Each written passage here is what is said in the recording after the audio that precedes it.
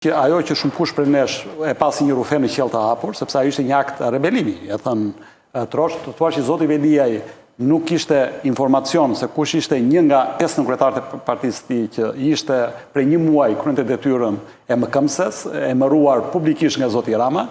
pra zonja Aristani, dhe emëroi atë që e kishte ndoshta njeriu më të besuar dhe 5 kryetarët, pra një person që ka pas shef stafi më parë, dikush që mendohet të jetë një nga njerëzit më të afërt të tij, dhe 2 orë i zgjati rebelimi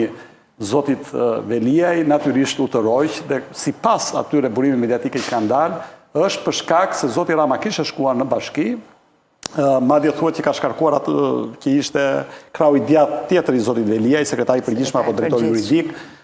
i bashkisë, pra duke kthyer në një paralizë të plotë, siç tha me të drejtë zonja Xhulali, një nga institucionet më të rëndësishëm në vend, një institucion që ka 500 milionë euro buxhet, që ka afro 12.000 veta të punësuar, që shërben si një motor elektoral i Partisë Socialiste, se një pjesë e mirë të atyre që paguen me parat tona, parat publike, parat e taksapaguesve, bëjnë patronazhistin part-time ndonjëherë dhe full-time për fat keq,